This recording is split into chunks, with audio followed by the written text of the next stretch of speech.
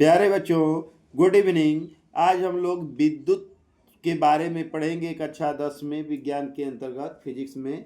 तो पहला objective question है, विद्युत आवेश का मात्रक है। ऑप्शन ए है जूल, ऑप्शन बी है कूलाम, ऑप्शन सी है वोल्ट, ऑप्शन डी है एम्पियर।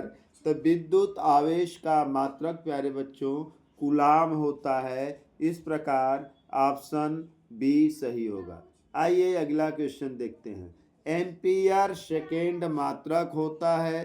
तो ऑप्शन ए है विद्युत ऊर्जा का, ऑप्शन बी है विद्युत वाहक बल का, ऑप्शन सी है आवेश का, ऑप्शन डी है धारा का। तो एम्पियर सेकेंड बता दें प्यारे बच्चों, आवेश का मात्रक होता है, क्योंकि Q बराबर I इंटू टी होता है। क्या होता है? Q बराबर I इंटू टी होता है। I का मात्रक एम्पियर, T का मतलब सेकेंड। इस प्रकार एम्पियर सेकेंड जो मात्रक होगा कूलाम का या आवेश का होगा। आइए देखते हैं नेक्स्ट को। एक प्रोटॉन पर विद्युत आवेश की मात्रा होती है।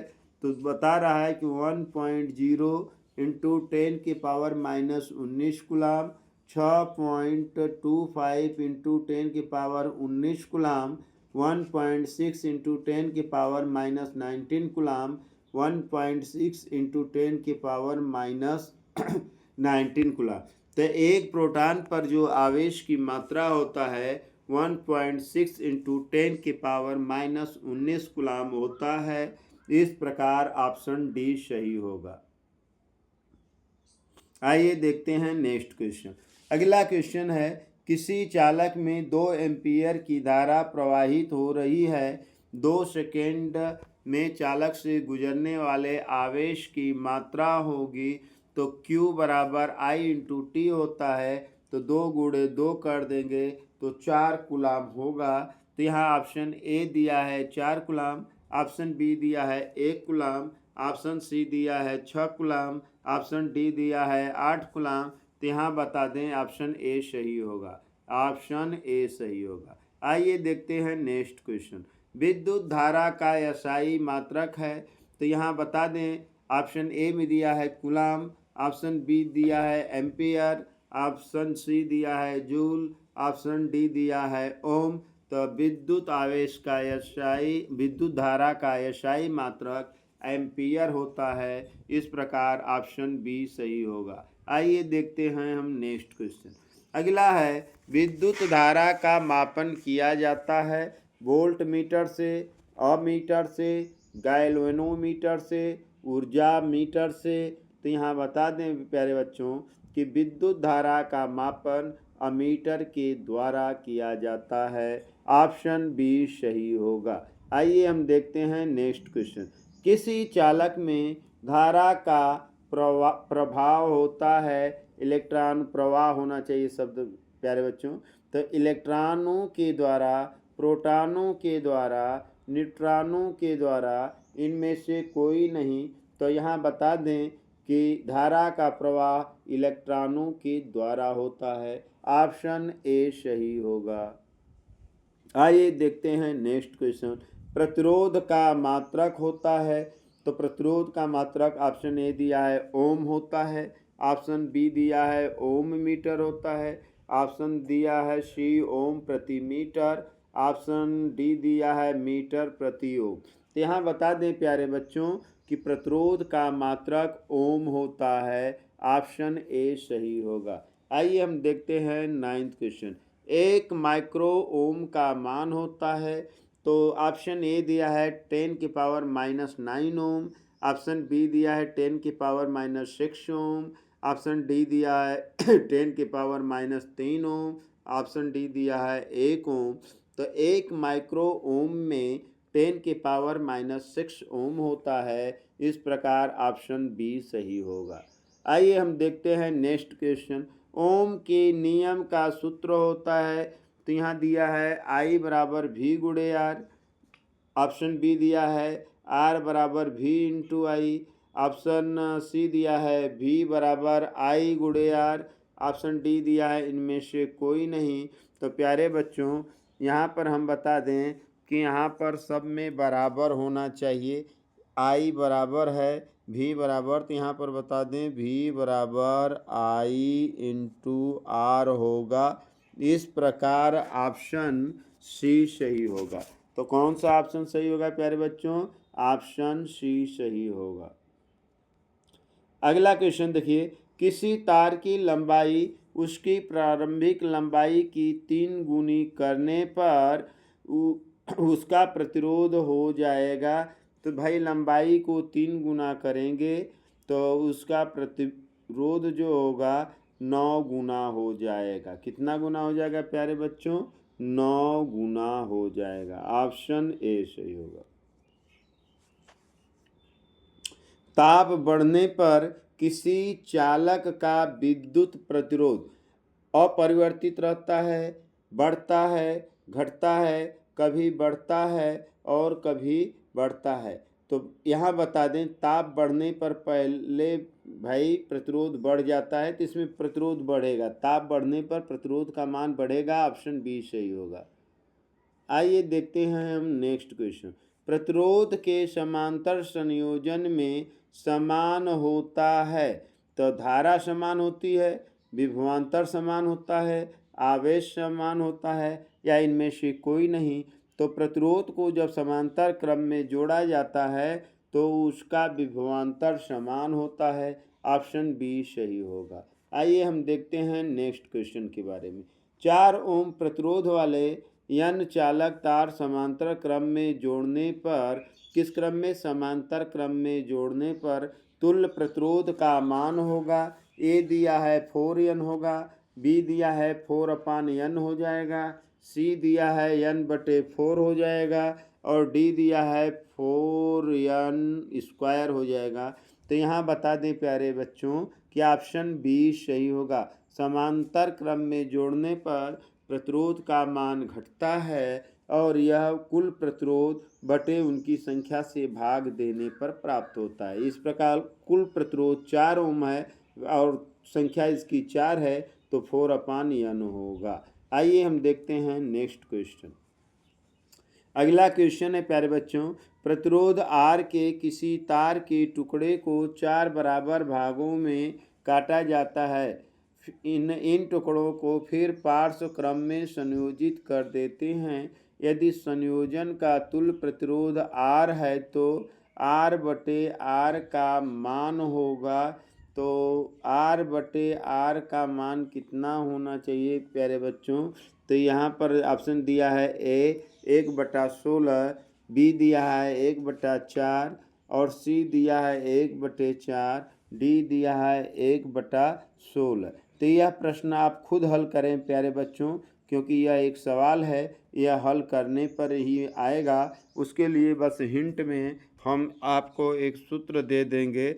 यह सूत्र होगा प्यारे बच्चों, R बराबर रो इंटू L/A होता है। इसी सूत्र का आपको इस्तेमाल करना है और खुद ही उत्तर मिल जाएगा।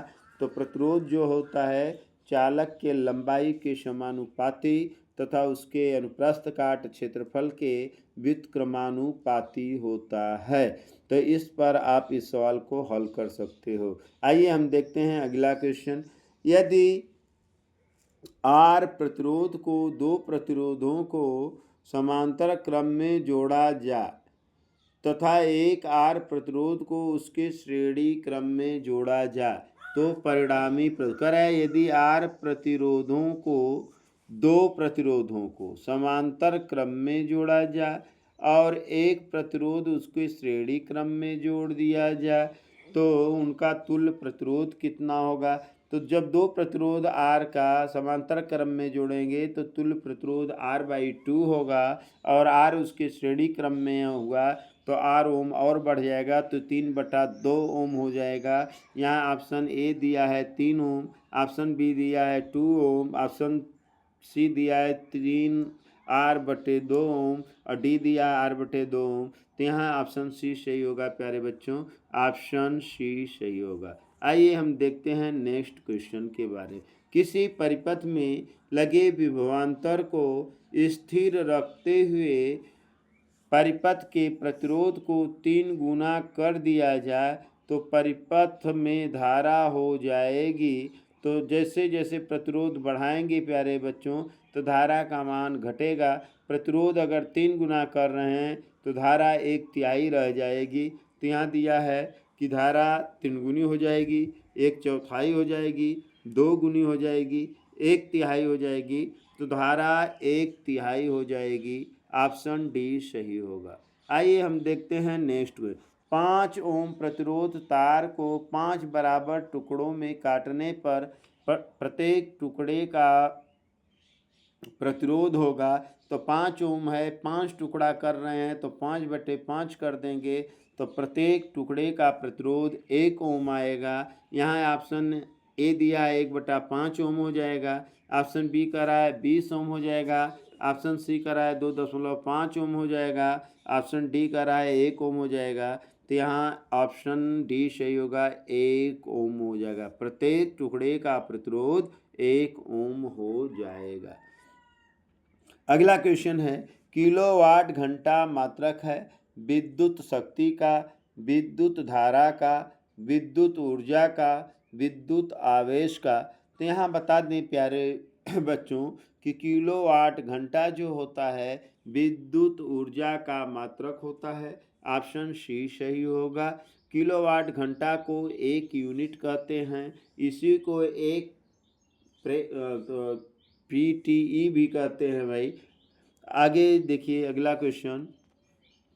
यदि एक विद्युत बल्ब पर 12 वोल्ट एवं 30 वाट लिखा है तो इसमें प्रवाहित होने वाली धारा का मान होगा।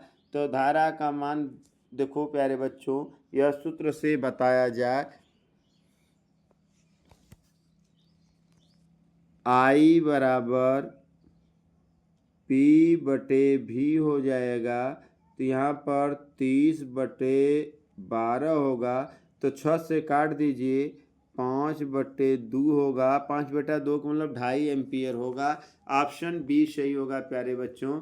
तो ऑप्शन ए दिया है 0.4 एम्पियर, ऑप्शन बी दिया है 2.5 एम्पियर, ऑप्शन सी दिया है 12 एम्पियर, ऑप्शन डी दिया है 360 एम्पियर। तो यहाँ होगा 2.5 एम्पियर। आइए देखते हैं नेक्स्ट क्वेश्चन।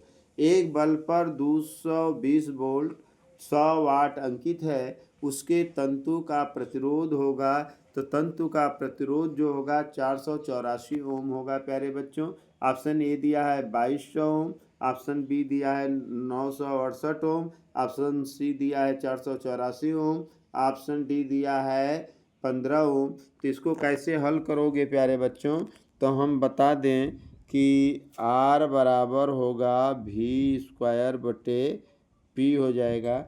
यहाँ पर 220 गुणे 220/100 कर देना। 0 से 0 कैंसिल होगा तो 22 का स्क्वायर 484 आता है। इस प्रकार 484 ओम हो जाएगा प्यारे बच्चों। आइए देखते हैं हम नेक्स्ट क्वेश्चन को। एक विद्युत यूनिट बराबर होता है कर रहा है वाट होता है, किलोवाट होता है, किलोवाट प्रति घंटा होता है, किलोवाट घंटा होता है। तो एक विद्युत यूनिट को 1 किलोवाट घंटा कहते हैं। ऑप्शन डी सही होगा प्यारे बच्चों। आइए देखते हैं हम नेक्स्ट क्वेश्चन। एक अश्व शक्ति बराबर होता है 726 वाट, 736 वाट, 746 वाट, 756 वाट। तो एक अश्व शक्ति बराबर 746 वाट होता है। ऑप्शन सी सही होगा। तो आज के लिए प्यारे बच्चों इतना ही। तो धन्यवाद, थैंक यू। आज का वीडियो कैसा लगा इसको कमेंट में लिखें, साथ में शेयर करें, लाइक करें और सब्सक्राइब करना ना भूलें। जय हिंद, जय भारत।